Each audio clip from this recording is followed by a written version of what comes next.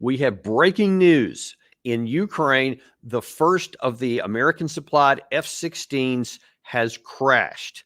And according to information that's coming out now, this literally is just the news has just broke within hours. Apparently, what we're being told is this actually happened on Monday, but they kind of kept it under wraps, and they're now starting to bring out some of the information and release it from Kiev. What we know so far is that one of their most effective pilots, one of their most trained pilots and experienced, a guy codenamed Moonfish, actually was killed in the crash as well. What they're saying so far is that in the process of the initial use of the F-16 in combat, when Russia fired this big barrage of over 200 drones and missiles on Monday throughout the depth of the Ukrainian country, that these F-16s were used. And Zelensky actually said this a day or so ago, that they had successfully intercepted some of the missiles and the drones and shot them down.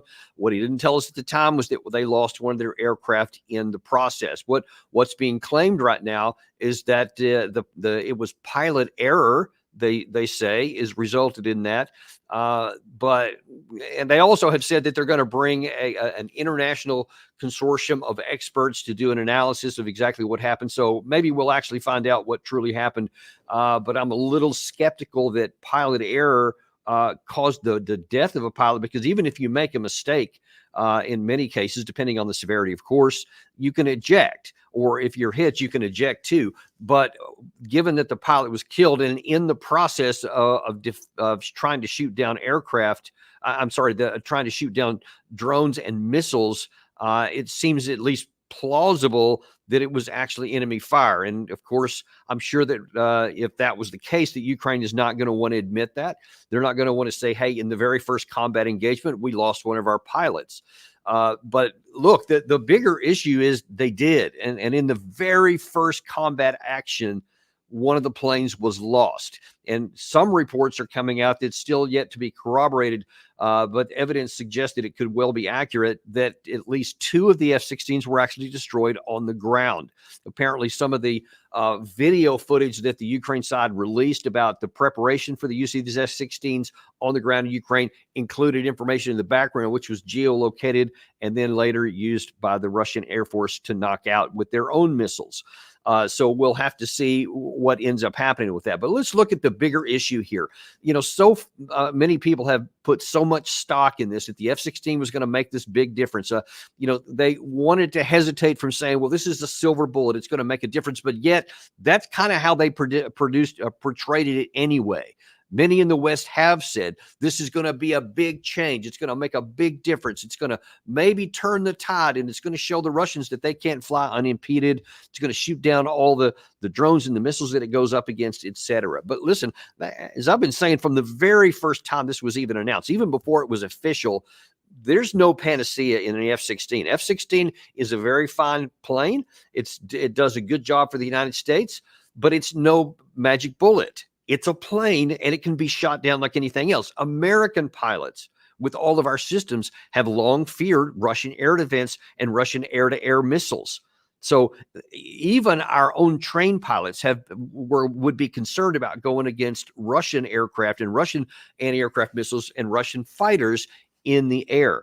And the idea then that you're going to take a Soviet MiG-29 pilot and somebody who was trained in the Soviet system and then teach them how to fly an American F-16 in a very constrained amount of time was always a foolish endeavor. Because look, we train American F-16 pilots somewhere around 2 years before they're actually allowed to engage in combat operations, before they're able to go into a line unit. And even then, they're paired with more experienced pilots and continue to train even after they get to the location.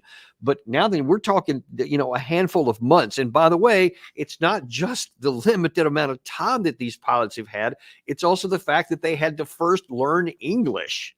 And then they have to try to take care of this, because the plane can't be restructured and changed to be a Ukrainian language aircraft.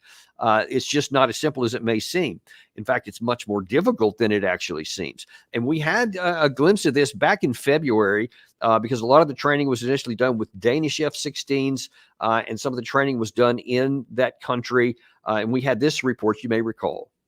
Despite harsh weather, time shortage, and the pressure to return to the fight, Ukrainian pilots and technicians are going through intense training at the Skrydstrup base in Denmark. The F-16 is highly complex. Ukraine has never had access to such an advanced system. It's an immense challenge for the technicians who will be responsible for the jet's maintenance. For Ukraine, the F-16 is crucial, especially now, as Russia is intensifying its attacks. So you're seeing that this was, even acknowledged at the time. This is a very highly technical aircraft, much more so than the MiG-29s. The Soviet system put up capable aircraft, and their theory was in larger numbers, and then it worked within their system as well. That's one of the least understood and more difficult things for especially a Western audience to understand, but that for a pilot in F-16 to be effective, you have to first unlearn all the systems that you had. And I've heard this from some of the people who were doing the training. We've read some reports about it, that you have to unlearn the system and the way that you fly the aircraft to learn the new things about how to fly the F-16 and how to employ it, which were designed. The systems themselves were designed very differently. You also have to understand that the F-16s that we're talking about here are very old platforms. These are some of the older ones that in many cases were ready to be decommissioned because they were old. These are not some of the newest, most upgraded F-16s, which the United States has up to this point not provided. So the platform itself is a much older variant, and it's a whole different system than what the Ukraine side has had. And they've had a very consolidated, constricted training time frame to get into the air as soon as possible. And folks, listen, I can just tell you from personal experience, training for combat is an incredibly important issue that you have to get done at the individual level. As that video just showed you, at the mechanic level, you have to have the aircraft maintained. These things are also notorious for requiring enormous amounts of maintenance just to keep in the air. Apparently, for every hour the thing flies, it's got to have like 7 or 8 hours. I can't remember the exact number, but a much larger number of maintenance every time it flies. And that's by people who know what they're doing, who have no shortage of supply parts and other kinds of equipment that's necessary to keep those things maintained and flying properly. And that's just really hard to do. So not only do you have to train the pilots, you also have to train the technicians, or you have to hire them. And we're going to get into that in just a second as well. So the level of difficulty for the Ukraine side was always like a mountain to try to overcome. And then you have the issue of air defense. So even Americans, if we're flying F-35s or F-22s, these aircraft are also vulnerable to Russia's modern anti-aircraft systems and their air-to-air systems, their F-35s, their Su-35s, and several other of their attack aircraft as well, is something that's very concerning to well-trained American pilots in our system. And so it was always just a false hope, I think, to say that we're going to bring F-16s in any number in, and it's going to be the same as if NATO F-16s were flying, because it's just not. For example, the way the F-16s are, one of the reasons they're so effective is because it's part of an integrated system in the United States.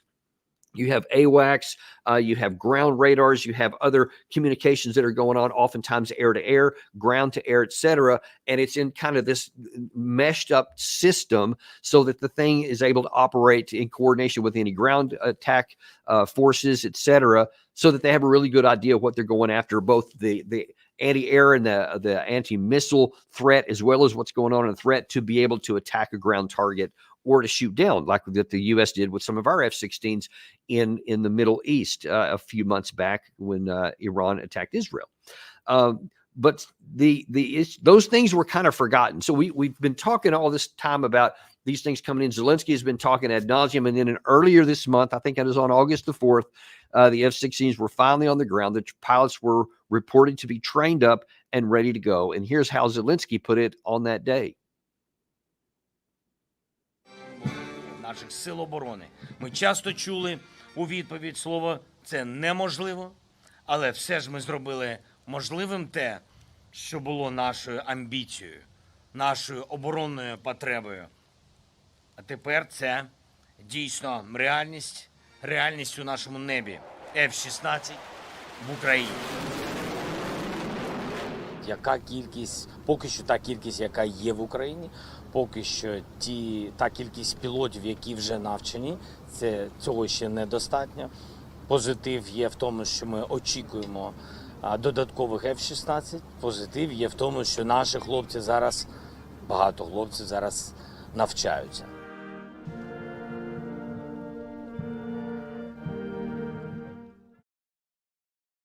You see that, like so many other things in this war, the Ukraine side thinks that if you have a good presentation, if you have a good video presentation, if you have a good speech, that is somehow going to matter.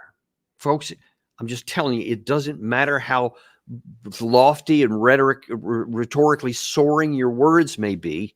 If the ground truth reality doesn't match, it's irrelevant. And not only is it irrelevant, it could also be contradictory and sabotage your own effort. Because when people put their trust in these things that are coming in, okay, well, the F-16s are going to make a big difference. And then you see the very first time they fly, one of them goes down. Whether it was pilot error or whether it was being shot down is almost inconsequential in terms of the fact that the bottom line is you still lost that first airframe and you only had 6 to start with. Even if those other 2 that were reported weren't actually hit, now you're down to only 5. And according to Zelensky, he says the number they actually need is 100. Now, where they would get pilots for that is anybody's guess. And especially if it was pilot error on your best pilot, what does that say about the rest? And let's even look at what actually was accomplished. Zelensky claims that on Monday, those F-16s, however many were flying, shot down some of those missiles. But you saw the results of those missiles, right? You saw that. I don't know if you've seen the map, but literally every single oblast throughout the entire country of Ukraine was hit with missiles, not just attacked, but the missiles found their target, which means that the air defense system, whether it's the ground-based missile interceptors or the F-16s or whatever other aircraft they may have on their own, had almost no impact on the ground. It had, regardless of whether they actually did shoot some down or if it was also all just for show, is unknown. But what is known is that they haven't had any impact on the war itself, on the operational level. And that is the only thing that actually matters. And we had Lindsey Graham at the first of this operation where the Ukraine side has penetrated into the Kursk area. He went over in a gleeful way. We've talked about that before, but one of the things I wanted to point out about what he said was illustrative in a way that I'm sure he didn't realize.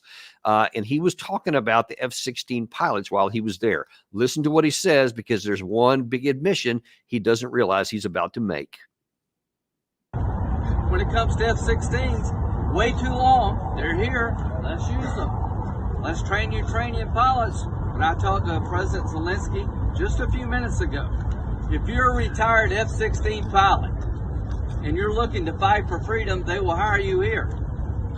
They're going to look throughout NATO nations for willing fighter pilots who are retired to come help them until they can get their pilots trained. So we're going to get these jets in the air sooner rather than later, and we're looking for pilots who are willing to fight for freedom as the Ukrainians train their own pilots. So you see, he said it nearly a half a dozen times in the span of that short little clip there. The Ukrainian pilots aren't adequately trained, and yet they're going up in the air. The first time they do, one of them, through alleged pilot error, falls down. Now, how willing do you think you're going to have 100 NATO pilots, 100 Western people who say, we want to get in those planes, and they know how difficult it's going to be to fly against the Russians? And God forbid if we find out that the truth is that the pilot was actually shot down, and that's why he lost his life. How much less so? But see, that just illustrates what I've been saying so many times on this show and throughout the course of this war, that the F-16 by itself is not a panacea. Even if you brought the American system itself in there, the whole system, the AWACS, the maintainers, the pilots, all the things that go along with it, they're still vulnerable to the Russian side. American pilots know that. Western pilots know that. I mean, what good is it going to do if they give you $100,000 for flight if you're not allowed to use it? And that's exactly what you're going to face. And so, unless Lindsey wants to get up in that plane and fly it himself and, take the risk of his life, which he's not going to do, that it's not likely that a lot of other people are either, but especially because if you get the guys who actually are trained, they know how limited the F-16 is in the best of circumstances against Russian air defenses, and they know it won't be the best of situations because they're going to have minimal maintenance on the ground, and those are older aircraft, and they don't have the system. And now then, it's just, again, the money doesn't even matter. Who's going to fly in situations like that when they know and they want to get on board with the Ukraine side wants them on board? I get it. You want them. You want to expand the fleet. You want to have this because you want to have the same capability that NATO aircraft have, but it's not going to make any difference, folks. And this is just this common theme that is throughout this war. You have all kinds of made-for-TV kind of moments like this one. You know, they had the band playing. They had the guy kneeling down there. It was great imagery. What's the impact on the battlefield? There was no impact on Russia's missile attack across the country. And now then you lost one of your pilots and aircraft on the first time. That's the reality. And that just kind of permeates throughout this entire war. This whole attack into the Ukraine, from the Ukraine side into Russia in the Kursk area, the collapsing front line in the eastern front there in the Pokrovsk, possibly even in the Kupiansk and in the Toretsk area, many other places, things are starting to buckle. And instead of acknowledging the reality, and instead of acknowledging that the Russian side continues to expand its war machine, we continue to talk like none of those things are happening. We don't like those kinds of facts, so we just pretend that they don't exist, and we go on. We took this situation here. We pretended that it's not hard to train pilots. It's not hard to bring a Western aircraft into a system that's never had it, and we just ignored it. But then you see that's the truth, and that seems to happen every time. Whatever we're talking about, Western tanks, no difference. Western armored personnel carriers, no difference on the battlefield. The Ukraine still lost its offensive. They still are getting them destroyed by the bucket loads in their offensive operation into Kursk area. They don't even have enough in the front lines. Now it's the infantry primarily in the eastern part of that. All the realities keep going through. The realities don't care about your preference. They don't care about your nationalism. They don't care about evil and wicked and right and wrong and the good and the dark. Weapons don't care. Weapons used in the hands of an angel or in the hands of a demon are identical. And if you just want to wish it to be so, what you're doing is you're ending up condemning your own people to death and your own cause to failure. And at some point, either we're all, and I'm talking about the West writ large, not just Ukraine, but the West writ large, we're going to have to acknowledge the hard truth of reality of what ground combat and air combat is really all about, or we're going to end up sacrificing Ukraine and their people on the altar of our arrogance. That's the big, big worry I have. And there are significant consequences of that. We're going to talk about some of that later this afternoon. We have Jason back on again. We hadn't had him in a while. Jason Beardsley, who's going to talk about Ukraine's, quote, victory plan that Zelensky talked about, I think, just yesterday. We talked about it a little bit. He's going to get into what the reality of that is. So on a bigger level, do tune in on that. Be sure and like and subscribe if you haven't. Share this with other people. Let them know what's coming down the pike here, because, folks, this is one of the few places you will get the truth. And I promise you, we will give it to you no matter what it is, good or bad for any side here. All I care about is the accurate information. Thanks, and we'll see you shortly on Daniel Davis Deep Dive.